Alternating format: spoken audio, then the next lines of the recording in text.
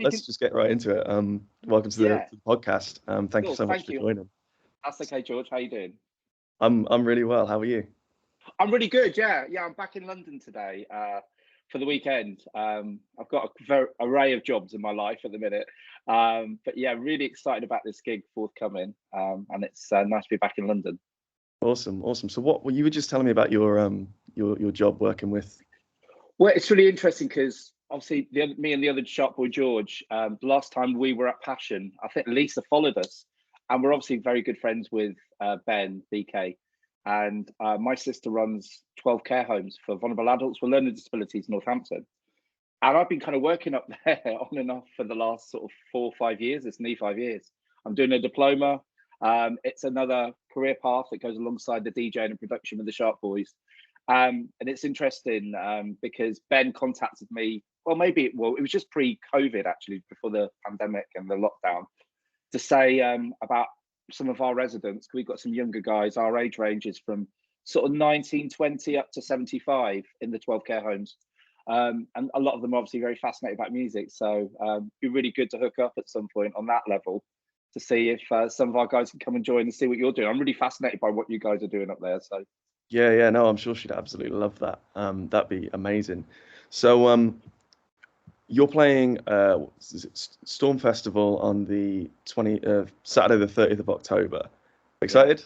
How do you feel Yeah, about that? really. I mean, obviously, with it being put back a year, the excitement's building again, and it's really unique as well because it's in 2022. It's one of those unique months where Halloween falls on a Saturday, on the fifth Saturday of the month. So it's going to be epic, you know. And as I say, it's been a while since we've been at Storm, but we're really looking forward to it. You know, it's going to be great to see. I mean, the lineup is exceptional, and I've also worked some parties at Egg with JP and Jukesy. So when I got the call to say if they'd like us to play, it was really, really brilliant. I thought, oh, this would be great to go back there, especially it being such a big event. So do you know a lot of people on the lineup then? Yeah, some of them are friends. I mean, some of them like Anne Savage and stuff. We've done all the Ibiza. We literally did a whole decade of residencies in Ibiza a few moons ago. But yeah, so there's going to be a lot of faces that I'll see that I haven't seen for a while. You know, which is always good. Yeah. Talk to me about your you and your partner in crime, shall I call it? Yeah. So me Yeah. and George, well, it's been an interesting year for us because we also last year, we had to put it back to this year, had a plan to coincide with the 25th anniversary of the Sharp Boys to relaunch our Sharp Recordings label digitally for the first time. So that was all put on hold, and we kickstarted that in the summer here. So we've got the Sharp Recordings label is where the Sharp Boys all started from, and that was like the tail end of 1994. We started making records in 1995 together. We started with the Sharp Tools catalog, which was us going in the studio. The first three EPs never really had any titles or anything. It was all underground. Sharp Tools Volume 1, 2, 3.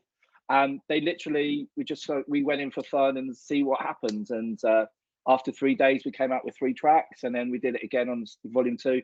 So all of them have been sitting there in our archive, and we've never done them digitally. So it was really exciting. We got a really lovely offer in from the Tidy Boys to say, look, you've got this catalogue and you've done nothing with it digitally. We'd like to team up with you and do something. I said, okay, that's great.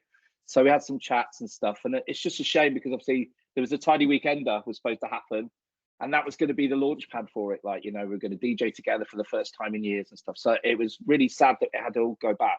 But yeah, we launched that this year, and yeah, it's gone really well. And the next couple of releases are really exciting, including one which is probably one of our most famous Sharp recordings and releases, which is Sarah Parker, My Love Is Deep, and that is going to be coming out very soon. So are you re-releasing all of your material on digital Yeah, platforms? yeah, the majority of them. I mean, obviously, some of the records go back 25 years or so. So the licenses, a lot of them we've been able to get back. Some of them were still in negotiation. You know, obviously, when you license a record back in the 90s, it wasn't for digital platforms. It was for 5 to 7 years on average is the average license, you know, because we license records from big labels like Strictly Rhythm in New York, Groovalicious, Joti Vanelli in Italy, from Milan. I mean, so you've got to go back and speak to those people. We are speaking to all of them at the minute, and it's looking good. So, you know, really exciting times.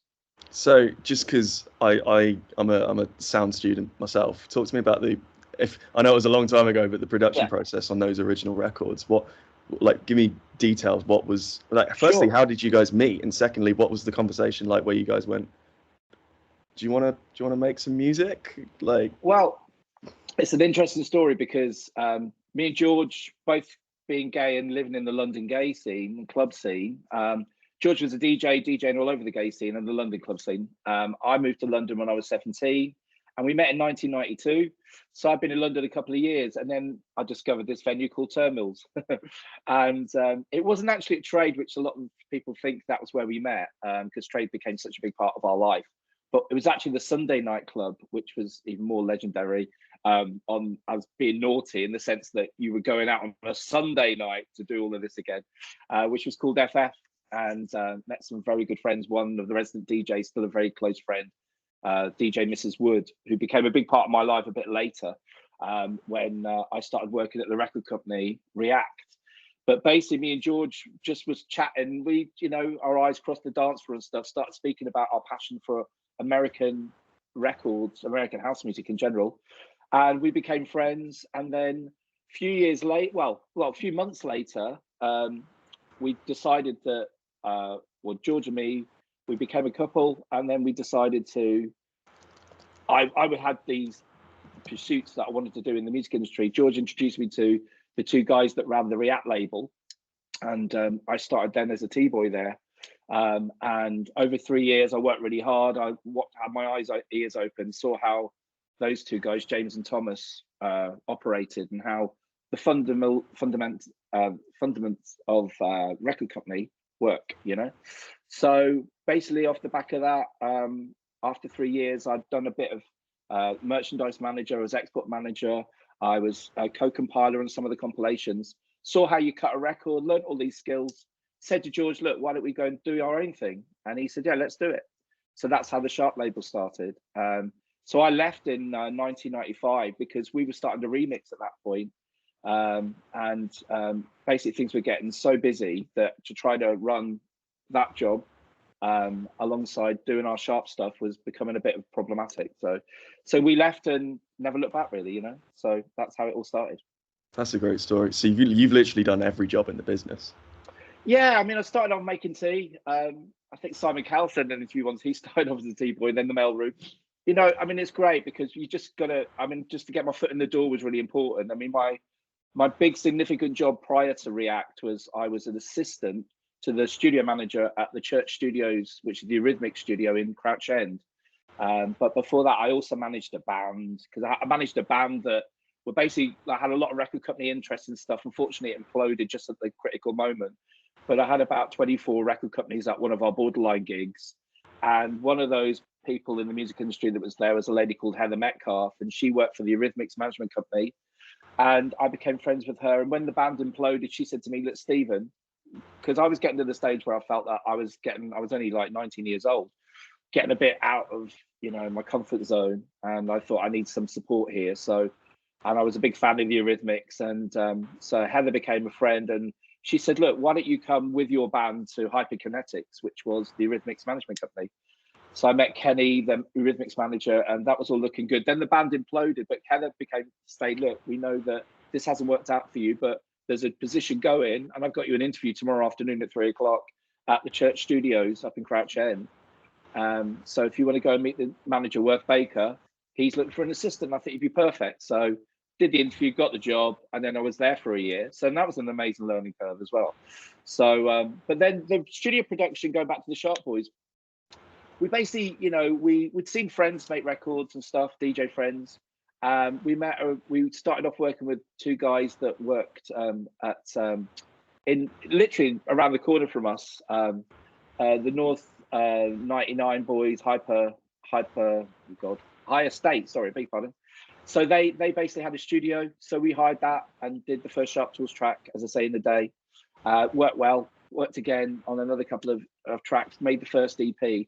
So then we started getting remixes coming in. And off the back of those remixes, that's where we became the Sharp Boys, really. And we would go in with our samples and beats and stuff. I sort of used to play the bass guitar when I was a kid, and I played the piano. So I would put the bass lines in sort of thing. George would kind of come with samples and beats, and just the chemistry between the two of us. We brought different things to the table, and it seemed to work. We had massive influences at the time. What we were trying to do with our sound was, I suppose, replicate and be influenced by the likes of Armand van Helden, the beats of Todd Terry, those big American house producers that we were playing in our sets, Danny Tenaglia, Junior Vasquez, and that kind of dark New York, like, you know, Twilo, Sound Factory beats. And that's where the big influences, and we put our little British slant on it, or we tried to anyway. But, you know, it gave us an amazing kickstart. And before you know it, we're getting big productions in and calls from Japan and Hong Kong to come and DJ, because we did quite a few pop artists. But the great benefit of doing a pop remix, like say Britney Spears' Hit Me Baby One More Time, which we did from New York, for the New York label, is that is on our remix is on every you know, format around the world. So people say, oh, these guys DJ as well, we'll get them over. So that's how it really helped us internationally get our name out there. So you talk about people, you were trying to take influence from that New York style, right? Did people take well to that at the start? Yeah. I mean, like, because what the sets we were playing and the clubs we were playing, that's the music we were playing. So we would just, it was like, it wasn't like that's American house music was what made me want to be a DJ, you know? So, you know, the labels like Emotive, King Street, all of those kind of big, like Tribal, obviously. Those record labels were putting out so much stuff, Strictly Rhythm. When I worked at React, we did 2 massive New York label compilation series. We did Nervous Records and we did Strictly Rhythm. And it's interesting that when I left the React label, not long after, a year or so after, we started to license records from Strictly Rhythm because I'd made contacts with the label, you know. So so it's really funny that you know, that New York sound played such a big part in our story. So this has been something that you've done 26 years now, is that right? Well, DJing has been, I mean, I started DJing professionally and it's 29 years this year. But the label the first record came out right at the end of 94. So, and the first Sharp Boys production was Sharp Tools, which was 95. So it's 26 years since we first went in the studio. So yeah. How was the, I know they're different things, how is the studio environment, and also how has the live environment in the scene changed in all that time? Yeah, I mean, technology is obviously an amazing thing. I mean, we worked in the studio where Tough Jam, the UK garage producers, used to work, and Ashley Beadle from Express 2. It was a place over in south east London. So we worked over there, and basically they had a massive mixing desk, and it was, you know, the computer technology we were using then was Notator, which we continued to use for many years. Obviously, in more recent productions, it would be Logic and stuff. But yeah, it was great. We kind of learned how to use Notator and that setup. And, you know, we worked with an engineer called Sloth and the early productions and remixes and stuff. And he was basically brilliant. But it kind of had its own sound. Nowadays, you go in and all the machines and everything, because we've worked in studios with like millions of machines and and now you can go to the studio and they're called plugins. You basically get, I mean, I think one of somebody that we know and respect very much, Ralphie Rosario, was on Facebook the other day, legendary Chicago house producer, and he was like showing the Roland 909 plugin he just got. And it's, so, you know, everything now that you needed to buy the module and the machine, you can get as a plugin, and it's literally 99% as, you know, effective as the real thing. So that's the real benefit, because you don't have to have a massive premises to have a home studio, which is great for like young people. You know, let me see, how old would I have been? I would have been sort of 22, 23 when I made my first record in a recording studio. Their kids can do that at 14, 15, 16 in their bedroom now with, you know, probably £1,000 worth of equipment, which is amazing. And that is the future, surely. Yeah, no, for sure. That's basically what I'm doing. Yeah, fantastic. Yeah. Good. So talking about young people, who's in terms of new artists, I don't know, is there anyone you're listening to at the minute that or anyone you've seen play? Well, the thing is, I haven't been out for such a long time. I mean, Yeah. I mean, again, it's oh God, I'm just trying to think. I mean, the thing is, with my day job now, I'm being outside London. The days of going around the West End or the East End on the weekend and stuff, they're kind of behind me a little bit now. But I mean, production-wise and stuff, let's see.